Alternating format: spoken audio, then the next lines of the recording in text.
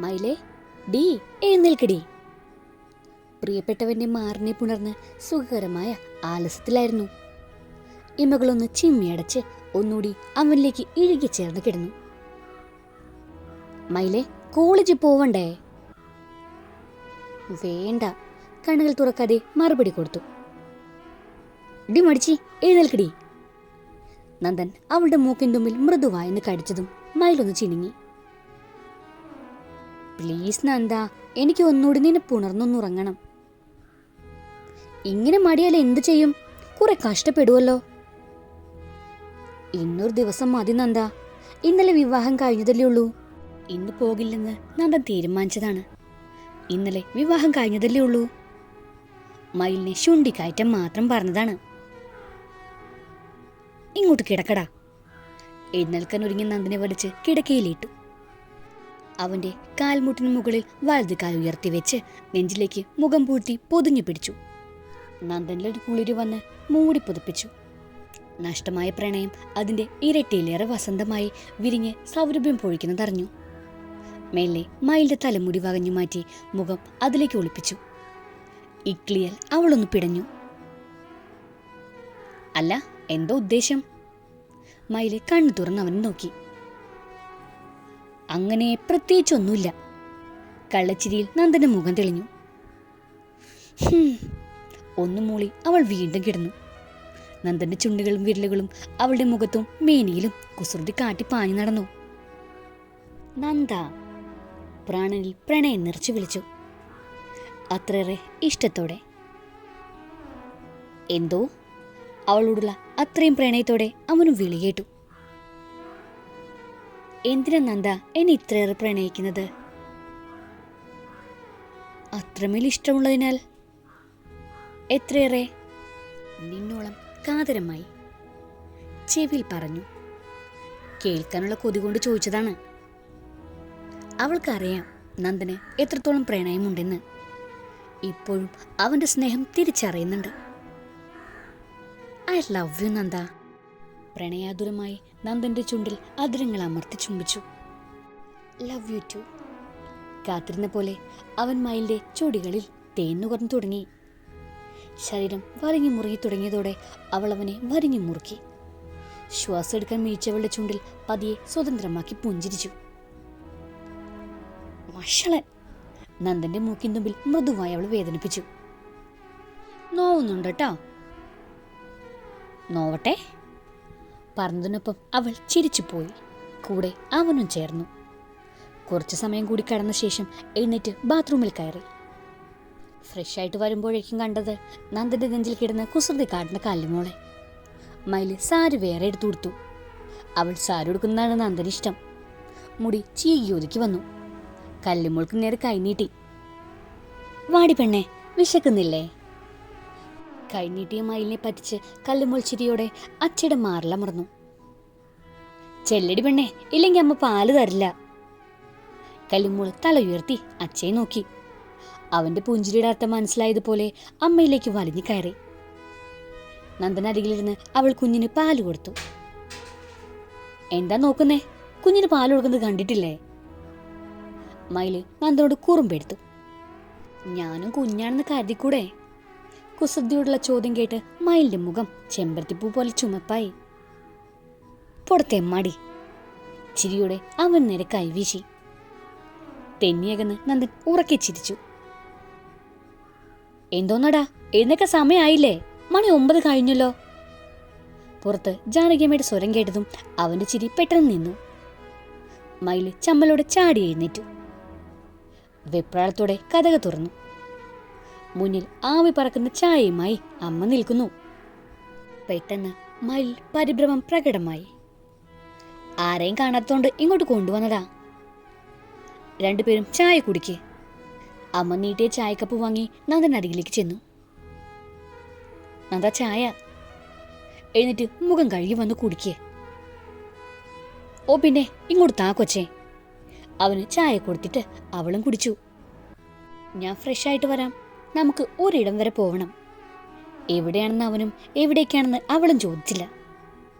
നന്ദനോടത്ത് എവിടെയാണെങ്കിലും ചില വിടുന്ന നിമിഷങ്ങൾ അവൾക്ക് പ്രിയങ്കരമാണ്. നന്ദൻ ഫ്രഷായി വന്നതോടെ ബ്രേക്ക്ഫാസ്റ്റ് കഴിക്കാനായിരുന്നു. അമ്മ വിളമ്പാം, മോള് കൂടിയിരിക്കെ. ജാനകിയമ്മ മയിലിനെ പിടിച്ചിരുത്തി. കല്ലുമോള് അച്ചയുടെ മടിയിൽ സ്ഥാനം ഉറപ്പിച്ചു. അമ്മ കൂടി ഇരിക്കമ്മേ, എന്നല്ലേ ഞങ്ങൾക്ക് സന്തോഷാവൂ. സാരല്ലേടി, അമ്മ പിന്നെ കഴിച്ചോളാം, മക്കള് കഴിക്കേ. അവർ പറഞ്ഞ് ഒഴിവാകാൻ ശ്രമിച്ചെങ്കിലും മയിൽ അവരെ വിട്ടില്ല. പെട്ടെന്ന് അവളുടെ കണ്ണുകൾ നിറഞ്ഞു. എന്തെങ്കിലും പറഞ്ഞ അപ്പ കണ്ണ് നിറച്ചോണം. അങ്ങനെ പറഞ്ഞുകൊണ്ട് ജാനകിയമ്മ ഇരുന്നു. മയില് അമ്മയ്ക്ക് ദോശയും ചട്നിയും വിളമ്പി. ബ്രേക്ക്ഫാസ്റ്റ് കഴിഞ്ഞ ഉടനെ നന്ദനും മയിലും ഇറങ്ങി. കല്ലുമോളെ അമ്മ വാങ്ങി. ഞങ്ങൾ പെട്ടെന്ന് വരാമേ, അമ്മയുടെ യാത്ര പറഞ്ഞിറങ്ങി. ബസ്സിൽ നന്ദന്റെ തോളിൽ തലച്ചായ്ച്ച് അവളിരുന്നതും ഒരു കയ്യാൽ അവളെ ചുറ്റിപ്പിടിച്ചു. നേരെ ആക്റ്റീവ ഷോറൂമിലേക്കാണ് പോയത്. ഒരാഴ്ചയ്ക്ക് മുമ്പേ ഹോണ്ട ഡിയോ ബുക്ക് ചെയ്തിരുന്നു. റെഡി പേയ്മെന്റിന് വണ്ടി ഇറക്കി. അത് ശരി, ഇത് സർപ്രൈസ് ആക്കി വെച്ചിരിക്കുമായിരുന്നു അല്ലേ ദുഷ്ട?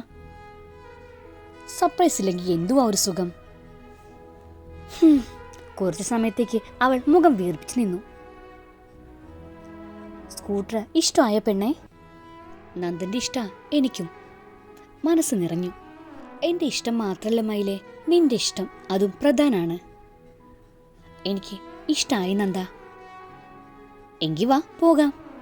നന്ദൻ സ്കൂട്ടർ സ്റ്റാർട്ട് ചെയ്തതും മയില് പിന്നിൽ കയറി.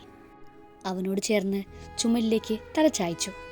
സ്കൂട്ടർ മുമ്പോട്ട് നീങ്ങിയതോടെ അവന്റെ വയറുമേൽ അവൾ കൈകൾ ചുറ്റിപ്പിടിച്ചു. പ്രണയത്തോടെ നിറഞ്ഞ മനസ്സുമായി നന്ദനും മയുകയും സ്കൂട്ടറുമായി വരുമ്പോഴേക്കും അമ്മയും കല്ലുമ്പോളും കൂടി കാത്തു നിൽക്കുന്നുണ്ടായിരുന്നു. വണ്ടിയിലേക്കും അതിൽ നിന്നിറങ്ങുന്ന അച്ഛയെയും അമ്മയെയും കുഞ്ഞിക്കണ്ണുകൾ വിടർത്തി കല്ലുമ്പോൾ നോക്കി. പതിയെ അവർ നോക്കി പുഞ്ചിരിച്ച് ഇളകി തുടങ്ങി. വാടിപ്പെണ്ണേ. നന്ദൻ കൈ നീട്ടിയതും കാത്തുനിന്നതുപോലെ കല്ലിമോൾ അവനിലേക്ക് ചാടിക്കയറി. ഡിയോയുടെ സീറ്റിലേക്ക് ഇരുത്തിയതോടെ സന്തോഷം കൊണ്ട് കൈകാലിട്ടടിച്ചു. വാമ്മേ, മോളുമായി ഒന്ന് കറങ്ങാം. നിങ്ങൾ കറങ്ങും മക്കളെ, അത് അമ്മയുടെ സന്തോഷം, ജാനകിയമ്മ മകളോടായി പറഞ്ഞു. പക്ഷേ മയുക സമ്മതിച്ചില്ല. അമ്മേ, ഞങ്ങൾക്കുല്ലേ സന്തോഷിക്കാനുള്ള അവസരം? മറുപടി നഷ്ടമായതോടെ തോൽവി സമ്മതിച്ച് ജാനകിയമ്മ കല്ലും മോളയും എടുത്ത് സ്കൂട്ടറിൽ പിന്നിൽ കയറി. നന്ദൻ അമ്മയെയും മോളെയും കൂട്ടി ഒന്ന് ചുറ്റിക്കറങ്ങി വന്നു. അമ്മയ്ക്ക് ഇഷ്ടായോ സ്കൂട്ടർ? ഇഷ്ടായി മോളെ. എനിക്ക് കൂടി ഒന്ന് ഓടിക്കാൻ പഠിക്കുകയും വേണം, അമ്മയുമായി കറങ്ങാൻ. മയില് ജാനകിയമ്മയുടെ തോളിലൂടെ കൈയിട്ട് കവളിൽ ചുണ്ടുകൾ ചേർത്തു. ഈ അമ്മയില്ലായിരുന്നെങ്കിൽ മയുകയുടെ വിധി മറ്റൊന്നും ആകുമായിരുന്നു. സ്നേഹത്തോടെയും നന്ദിയോടെയും അവളത് എപ്പോഴും ഓർക്കും. കുഞ്ഞുമായി അവരെല്ലാം അകത്തേക്ക് കയറി. കുഞ്ഞ് അമ്മയുടെ കയ്യിലായിരുന്നു. മയില് സാരി അഴിച്ച് അയയിലേക്ക് ഇട്ടതും നന്ദൻ പിന്നിലൂടെ അവളെ കെട്ടിപ്പിടിച്ച് കഴുത്തിൽ ചുംബിച്ചു. ഒന്ന് തുണി മാറാൻ കൂടി സമ്മതിക്കരുത്. അവന്റെ ഉദ്ദേശം മനസ്സിലായതും പിന്തിരിഞ്ഞു നിന്നു.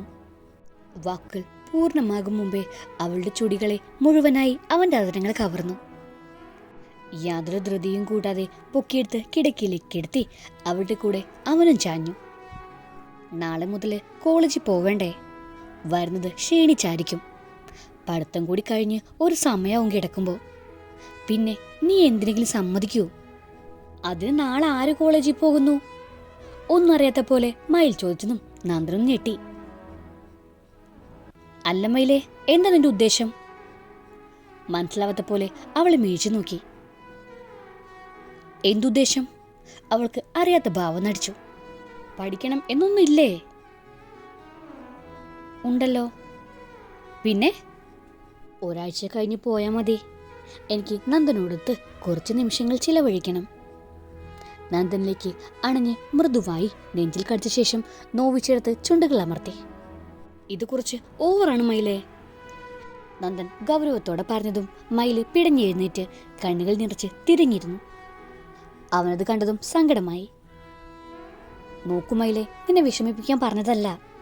നീ പഠിക്കണം, നല്ലൊരു ജോലി വാങ്ങണം. അതെന്റെ ആഗ്രഹമാണത്. എനിക്കറിയാം നന്ദ. അവളൊന്ന് ഏങ്ങിലടിച്ച് അവന്റെ മാറിലേക്ക് വീണു. എനിക്കില്ലേ നന്ദ ചില ആഗ്രഹങ്ങള്, സ്വപ്നങ്ങള്. അവളൊന്ന് വിങ്ങിപ്പൊട്ടിയതും നന്ദൻ ചേർത്ത് പിടിച്ചു. നന്ദനറിയോ, മധുവേട്ടന് എന്റെ ജീവനായിരുന്നു, ഇഷ്ടമായിരുന്നു. പക്ഷെ ഒരിക്കൽ പോലും കിടപ്പറയിൽ നിന്റെ ഇഷ്ടങ്ങൾ എന്താണെന്ന് ഒന്ന് ചോദിച്ചിട്ടില്ല. പക്ഷേ നന്ദൻ അങ്ങനെയല്ല. സെക്സിൽ പോലും എങ്ങനെ ആകണമെന്ന് നിന്റെ സമൃദ്ധി എന്തൊക്കെയാണെന്ന് അറിഞ്ഞു ചോദിക്കാറുണ്ട്. അതുപോലെ എൻ്റെ ഇഷ്ടങ്ങൾ സ്നേഹത്തോടെ നന്ദൻ തിരക്കാറുണ്ട്, അറിഞ്ഞു ചെയ്യാറുണ്ട്. ഒരു സുഹൃത്തായി എന്നെ പരിഗണിക്കാറുണ്ട്. കുനിഞ്ഞിരുന്ന മയിലിന്റെ മുഖം കൈവെള്ളയിലെടുത്ത് മിഴികളിലേക്ക് ഉറ്റുനോക്കി. മയിൽ പറഞ്ഞത് ശരിയാണ്. കിടപ്പറയിലും അവളുടെ ഇഷ്ടങ്ങൾ പരിഗണിക്കാറുണ്ട്.